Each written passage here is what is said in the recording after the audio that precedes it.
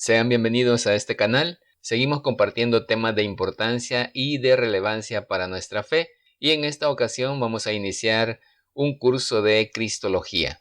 Recuerden, hermanos, que si este contenido es de su interés, si les gusta, si de alguna manera les ha ayudado, pueden suscribirse al canal y compartir también con otros para que ellos conozcan además acerca de nuestra fe. Nos vamos a poner en las manos del Señor, diciendo en el nombre del Padre, del Hijo y del Espíritu Santo. Amén.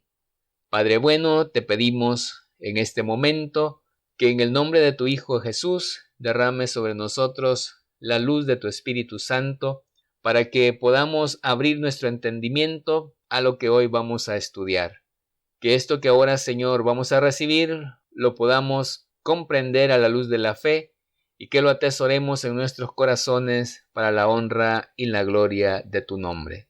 Te lo pedimos por Jesucristo nuestro Señor. Amén. En el nombre del Padre, y del Hijo, y del Espíritu Santo. Amén. Virgen Santísima, intercede por nosotros. Sabemos que a nivel fuera de la iglesia hay muchas personas que dudan de la existencia de Jesús y también tienen dudas acerca de muchas otras cuestiones de nuestra fe. Y ahora vamos a dar inicio a una serie de temas que van enfocadas, pues, como ya lo mencioné al principio, en el área de la cristología. El primer tema que vamos a estudiar es: ¿Jesucristo realmente existió? Partimos de esa pregunta y sabemos que hablar de Jesucristo es hablar de la esencia misma del cristianismo. El cristianismo implica principios filosóficos, pero no es filosofía. Contiene principios éticos, pero no es una ética. Posee principios sociales, pero no es un movimiento social. El cristianismo es Cristo conocido, Cristo creído, amado, seguido y transmitido también a otras personas. La historia, no solamente cristiana, sino también pagana, da testimonio de que Jesucristo realmente existió. Es de coherencia humana aceptar los hechos históricos. El seguir la doctrina y el mensaje de Jesús ya requiere por una parte fe y por otra voluntad de aceptación. Y partimos de esos hechos históricos para dar fe de la existencia de Jesús. Jesucristo no es un mito, Él existió realmente, pero ¿existe algún tipo de documento histórico sobre la existencia de Jesús de Nazaret? Pues sí los tenemos. De hecho, hay mucha más evidencia de la existencia de Jesús que de la existencia de otros personajes que son muy famosos y de los que mucha gente ni siquiera duda de su existencia. Digamos, por ejemplo, grandes filósofos que tienen mucho peso ahora dentro de esa área de la filosofía, como Sócrates, Platón, Aristóteles, que muchos pues aseguran su existencia a pesar de que no hay tantas pruebas de que sí existieron. Bien, en favor de la autenticidad de los evangelios existe tal tradición literaria como no existe de ningún otro escrito de la antigüedad. Una tradición muy antigua, pública, universal, constante. No tiene ni la menor comparación con la de ciertos escritores profanos cuyas obras nadie pone en tela de juicio, como ya lo mencioné hace un momento. Y cito un ejemplo. A nadie se le ocurre dudar de la autenticidad de las obras de los clásicos latinos César, Cicerón, Horacio y Virgilio, a pesar de que, aunque todos ellos vivieron tan solo 50 años antes de Jesucristo, no conservamos ni con mucho las pruebas que conservamos de los evangelios. El autor clásico contemporáneo de Jesucristo, de quien conservamos mejores documentos, es Virgilio. Pues bien, de Virgilio solo tenemos 3 códices unciales. En cambio, de los evangelios tenemos 212 códices.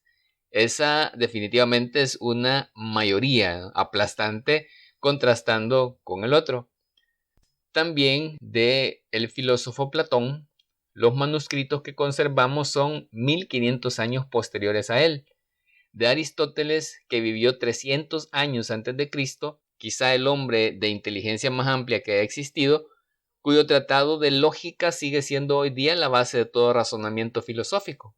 El manuscrito más antiguo que conservamos es 1400 años posterior a él. Nuestro gran historiador contemporáneo de fama mundial, Menéndez Pidal, que ganó un premio March y que murió en 1968, en su Historia de España, en 30 tomos de la editorial Espasa Calpe, fundamenta algunas de sus afirmaciones en la obra Germania del historiador romano Tácito, posterior a Cristo, pues murió el año 120. Pues bien, de la Germania de Tácito, el códice más antiguo que se conserva es 1340 años posterior a él. Del historiador griego Polibio, que murió 120 años antes de Cristo, y de quien Mommsen, catedrático de Historia Antigua de la Universidad de Berlín y Premio Nobel, dice que a él es a quien deben las generaciones posteriores, incluso la nuestra, los mejores documentos acerca de la marcha de la civilización romana. El manuscrito más antiguo que de él conservamos es 1067 años posterior a su muerte. En cambio, de los evangelios, conservamos manuscritos muy próximos a ellos. Y mencionó uno, el Evangelio de San Juan. Se escribió el año 95. En 1935 se descubrió el papiro Rylands sobre este evangelio, que se conserva en Manchester. Fue encontrado en Egipto en 1920 por el científico británico Granville para el librero John Rylands. Según los especialistas, se escribió hacia el año 130, tan solo 35 años después, y esto es maravilloso, es algo grande. El papiro Bodmer II, que se conserva en la biblioteca de Coligny en Ginebra y que contiene casi en su totalidad el Evangelio de San Juan, es 100 años posterior a él. En 1956 fue publicado por B. Martin. Y así podríamos seguir enumerando muchos más que son testimonios de esa autenticidad, pues, que se le puede atribuir a todos esos escritos de los evangelios, que, como ya dijimos, hay pruebas suficientes para dar fe de que sí existió. De los 3 siglos posteriores a Jesucristo se conservan 30 papiros. Esto es un caso único en toda la historiografía greco-romana. Y esto es interesante, hermanos, porque como ya dije, para algunos, pues, que ponen en duda la existencia de Jesús y sin ningún reparo aceptan la existencia de estos Sócrates, Aristóteles, Platón, vemos cómo en evidencia física hay más peso en la existencia de Jesús que en la de estas personas que ya mencionábamos antes. Entonces, por ejemplo, hay escritores paganos como Suetonio, historiador del año 120, y este historiador refiere que el emperador Claudio expulsó de Roma a los judíos por promover incesante alboroto a instigación de un tal Cresto, le llamó él. Ahí pues hubo un error, ¿verdad?, en el nombre, pero se hace referencia a Cristo. A principios del siglo II se habla de los llamados cristianos, como aquellos que profesan la fe en Cristo, considerado como Dios. Así, la carta que el historiador Plinio el Joven, que era procónsul de Bitinia, escribe en el año 112 al emperador Trajano que los cristianos se reúnen un día determinado antes de romper el alba y entonan un himno a Cristo como a un Dios. Está también otro escritor pagano llamado Tácito, que en sus Anales, así se llama su obra, hacia el año 115 habla del gran incendio de Roma, atribuido a Nerón en el año 64, que culpaba a los cristianos de todo. Aquí está el texto. Para hacer cesar esta voz, presentó como reos y atormentó con penas refinadas a aquellos que, despreciados por sus abominaciones, eran conocidos por el vulgo con el nombre de cristianos. Este nombre les venía de Cristo, el cual, bajo el reino de Tiberio, fue condenado a muerte por el procurador Poncio Pilato. Esta condena suprimió en sus principios la perniciosa superstición, pero luego surgió de nuevo, y no solo en Judea, donde el mal había tenido su origen, sino también en Roma, a donde confluye todo lo abominable y deshonroso y donde encuentra secuaces. Esto fue lo que escribió Tácito. Luego tenemos otros historiadores judíos, también escritores. Entre ellos está un tal Flavio Josefo, que era un historiador judío en sus antigüedades judías, que así se llama su obra, escritas hacia el año 93, 94 más o menos. Refiere que el sumo sacerdote Anano acusó de transgredir la ley al hermano de Jesús, que es llamado Cristo, por nombre Santiago, y también a algunos otros, haciéndoles lapidar. Este escrito se llama Antigüedades, en el número 2091.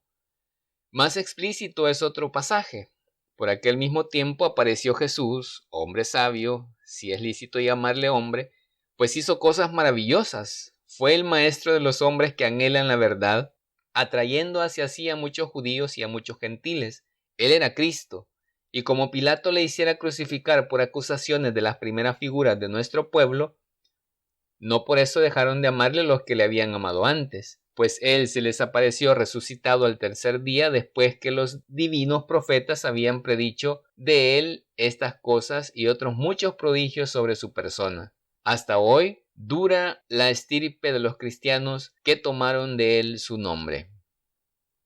Esto, hermanos, estoy refiriéndolo a escritos que son auténticos, que han sido autenticados, dan fe de la existencia de Jesús. Y por supuesto tenemos los testimonios cristianos. Vienen recogidos en el Nuevo Testamento de la Biblia y son un conjunto de 27 escritos, 4 evangelios, los Hechos de los Apóstoles, 14 cartas de San Pablo, las 7 cartas llamadas católicas de Santiago, primera y segunda de Pedro, primera, segunda y tercera de San Juan, y la carta de Judas Tadeo, que conforman pues estas llamadas cartas católicas. Y finalmente el Apocalipsis del apóstol San Juan.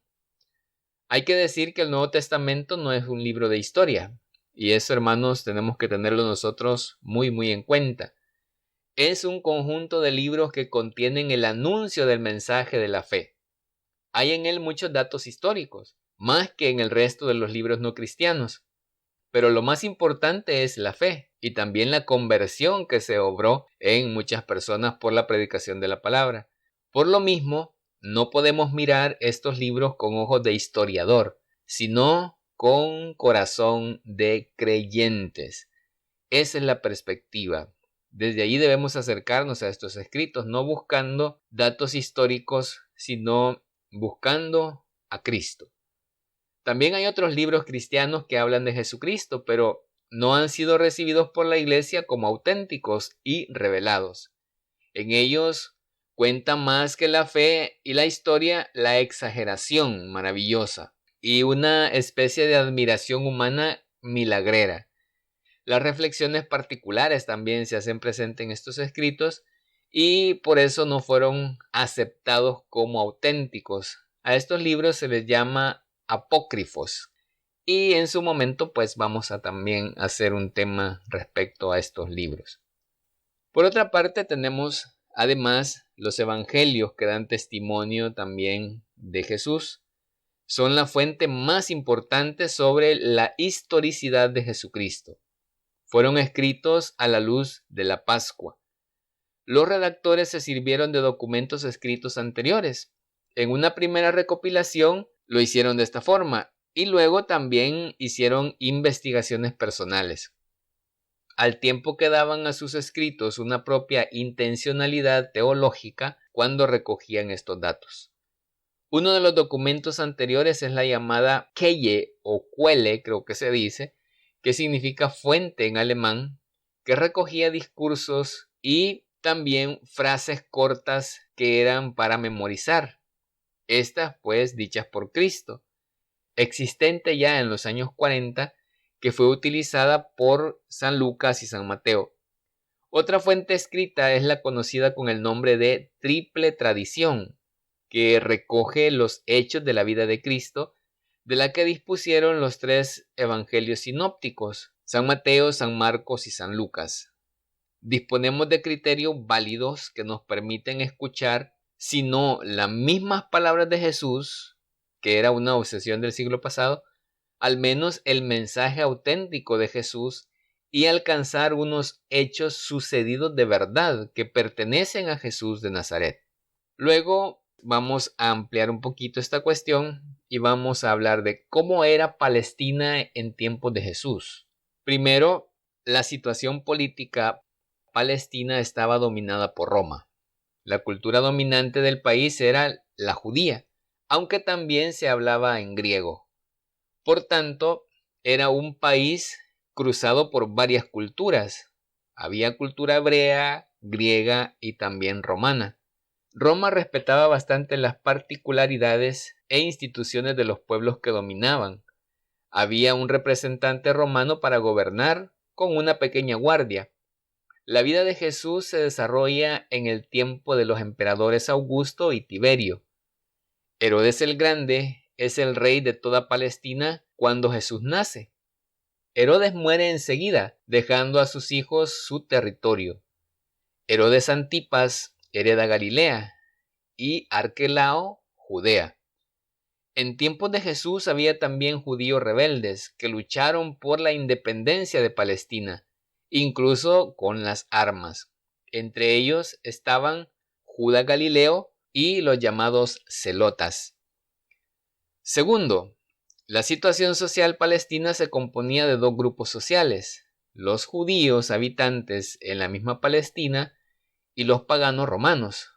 Había bastantes judíos que vivían en la diáspora, es decir, fuera de Palestina. Dentro del grupo judío había dos orientaciones desde el punto de vista religioso. Uno de ellos eran los fariseos. ¿Quiénes eran los fariseos?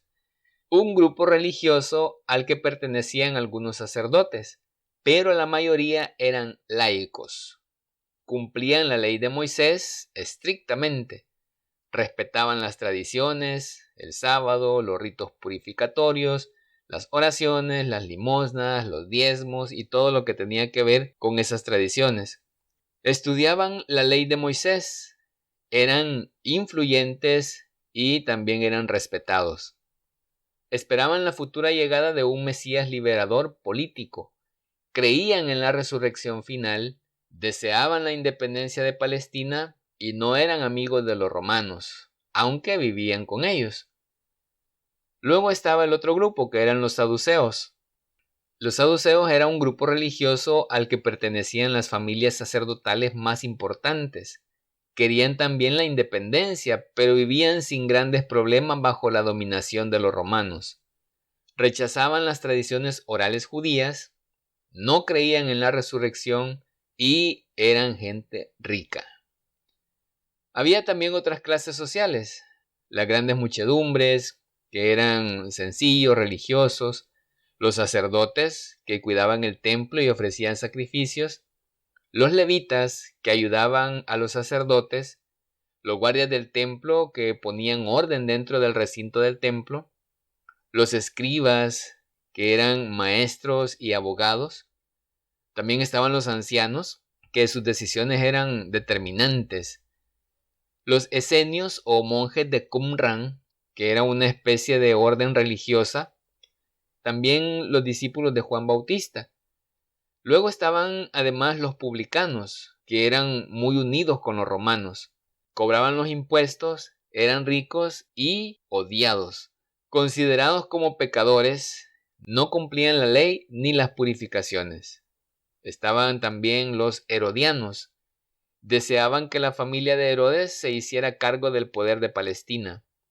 Los celotas, que ya mencionábamos, que eran rebeldes y fanáticos contra la dominación romana. Nacionalistas, patriotas, creyentes y violentos. Querían una nación libre y gobernada en nombre de Dios. Luego, ¿cuáles eran las instituciones religiosas? La fe israelita se resumía así: fe en un solo Dios, revelado a los padres, contenida en las Escrituras, fe en la elección del pueblo de Israel. Estas son las instituciones religiosas en tiempo de Jesús. Primero, el Sanedrín. El Sanedrín estaba para asuntos religiosos. Era un senado compuesto por 65 miembros y presidido por el sumo sacerdote, formado por sacerdotes ancianos y escribas. Ellos tenían poder para juzgar y castigar a los que cometían faltas en materia religiosa. Para condenar a muerte necesitaban el permiso del representante romano. Aquí vamos haciéndonos ya ideas, hermanos. Todo esto nos sirve luego para relacionar acontecimientos del Evangelio, que vamos ahí como dilucidando, ¿no?, a raíz de toda esta información. Luego, en segundo lugar, estaba la sinagoga, que era el lugar de reunión de los judíos los sábados para rezar, también para leer o escuchar la escritura.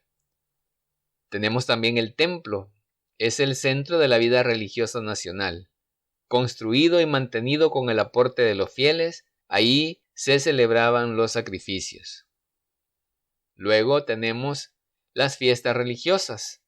El sábado, que empezaba ya el viernes por la tarde y en el que todo trabajo estaba prohibido terminantemente, la Pascua, que era la fiesta principal en la que se recordaba la liberación del pueblo de Israel de las manos de Egipto, también la fiesta de Pentecostés, que era la fiesta de la alianza realizada en el Sinaí entre Dios y el pueblo de Israel, la fiesta de los tabernáculos, una acción de gracias por las cosechas y frutos. Estaba además el día de la reconciliación, que era el perdón de los pecados de todo el pueblo, y la fiesta de la dedicación del templo, que era el aniversario de la dedicación del templo hecha por Judas Macabeo. Pero, ¿qué relación tenía Jesús con estas instituciones sociales, políticas y religiosas de ese tiempo? Podemos decir lo siguiente: Jesús era de nacimiento judío, pertenecía a la clase media baja por su oficio de artesano, vivía en una provincia llamada Galilea, no era de familia sacerdotal, no se manifiesta en él ninguna opción política ni a favor ni en contra de Roma. Habla y se relaciona con hombres de todas las clases sociales: sacerdotes, fariseos, saduceos, pobres, publicanos, prostitutas, enfermos, pescadores, soldados, romanos. Con toda la gente Jesús se relacionaba. Desde luego, no era esclavo, ni mendigo, ni jornalero. Vemos en los evangelios cómo Jesús se daba a todo este tipo de gente. Él se relacionaba sin importar la condición de cada uno de ellos. De todo esto que hemos mencionado, podemos concluir que Cristo existió realmente y que esta verdad pertenece a la doctrina de la fe, como también pertenece a la fe que Cristo murió realmente por nosotros y que resucitó al tercer día. Ahora bien, la fe en Cristo no es la creencia en un ser atemporal del que hayamos tenido noticia por una experiencia mística, ni menos aún es la creencia en un mito o en un símbolo como algunos lo han hecho creer. De hecho, hace mucho tiempo hubo un líder protestante que negaba la existencia de Jesús. Por eso mismo, pues perdió adeptos y muchos pues lo dejaron solo, no lo abandonaron. Nuestra fe en Cristo es fe en una persona, el Hijo eterno del Padre, que en un momento preciso de nuestra historia se encarnó por obra del Espíritu Santo de María Virgen y se hizo hombre. Así lo decimos en nuestra profesión de fe, que le llamamos el credo. Y esto se definió en el Concilio I de Constantinopla y lo encontramos en el número 381. Es pues fe en un hombre singular y concreto. Cristo existió y de eso estamos completamente seguros. Es más, la existencia de Jesús es también un hecho probado por la ciencia histórica, sobre todo mediante el análisis del Nuevo Testamento, cuyo valor histórico está fuera de duda. Cabe también mencionar algunos testimonios antiguos no cristianos sobre la existencia de Jesús que dan fe al respecto. En el siguiente tema vamos a ahondar más en esto que ahora hemos hecho como una pequeña introducción. Terminamos, hermanos, siempre nuestro compartir encomendándonos a nuestra Madre Santísima, la Virgen María. Y a ella le decimos: Dios te salve María, llena eres de gracia, el Señor es contigo, bendita eres entre todas las mujeres, y bendito es el fruto de tu vientre Jesús. Santa María, Madre de Dios, ruega por nosotros pecadores, ahora y en la hora de nuestra muerte. Amén. En el nombre del Padre, y del Hijo, y del Espíritu Santo. Amén.